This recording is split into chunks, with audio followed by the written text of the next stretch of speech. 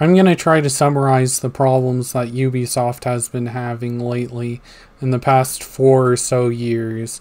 If you look at the kind of games they've been releasing since 2020, a lot of the audience reception has been like 5 or 6 out of 10 ratings for their games. And so that already would tend to have some bleed off of their possible consumer base. Because when you only have like 40, 50, 60, 70, $80 a month, you don't want to just throw it at something that's just kind of okay. You want to buy a game that's really good. And so you just kind of start overlooking things like Ubisoft. And then Ubisoft has been raising prices since then. So we've gone from like $50 for a new game to $60 is the new standard, and now $70 is the new standard. But then deluxe editions of games have been pushed up to $130, and you don't get physical items anymore for deluxe editions of games. So it's not like we're getting the same kind of level of quality all the time like we used to get. And then ultimate editions of games are sometimes like $200 or $300. And you don't want to spend like that much money on a game that's just kind of okay. You're just going to ignore it. So of course we're seeing something like Ubisoft struggle. And then there's weird political messaging that you'll see, and that's at least the common perception with Ubisoft, that they're trying to push certain political messages in their games, because why else would the CEO feel the need to say, oh, we're not agenda pushing in our games, unless investors thought that. Like, he's going to care what the investors think. So we already know there's some attempts to do like an internal review of Ubisoft right now over these poor business decisions that keep going on. And there's evidence of people forcing political ideology and having these cavalier attitudes about burning gaming studios to the ground for the sake of pushing a political message.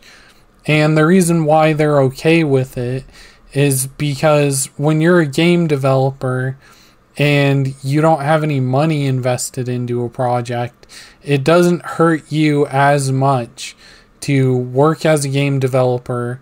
All the money gets burned that the investors provide practically, and then you lose your job, but you sort of jump into another job with another game studio, and it kind of doesn't matter. It's almost like you lost nothing. And so we've seen that happen repeatedly over the years, and people may not be as lucky as they used to be with that anymore, because we're starting to see some people get denied work for having been involved with these companies that are sabotaging the development of video games for politically motivated reasons.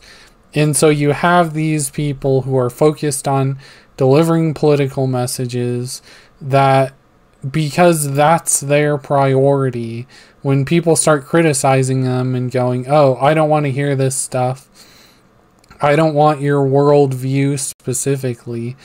Like, people are more interested in general truths about humanity, or escapism, or kind of lizard-brained entertainment. So a lot of people have ideas about good and evil, and that's almost like a general truth. Is we have some idea that there's a good and evil in the world. We have some ideas about like human struggle, and so witnessing the struggle of someone else can be relatable. So like universal concepts like that can easily translate to most people are kind of being ignored in favor of political messaging. And so you start alienating the general audience and you get backlash. You know, it's kind of logical like that when you start developing stories for like a 1 to 2% audience, when you start niching down way too much. So you get these developers, because they have no stakes, they say things like, oh, you don't like it, don't buy it. They say things like, oh, you're just bigoted because you don't like what we're making, as a way to be totally dismissive of criticism. Because again, in a way, if the game fails, they aren't directly losing money, even if they're losing their job. But if there's just another job for them to jump to when the studio collapses, they have no reason to care if the studio collapses.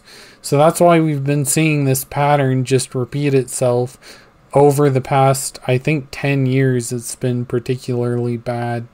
Well, more like 8 years, since around 2016 is sort of when things started to take off. And we're just not, like, as long as game studios are going to be run this way, where any criticism by the general audience is met with hostility, it's every studio that acts like this, that ignores the consumer, is just going to be driven into bankruptcy. And if that's what investors want to happen with their money, then it's just never going to end until there aren't any investors anymore with money. So we're going to see where this all goes, but it's probably a better idea not to burn the games industry to the ground, as some people want to put it,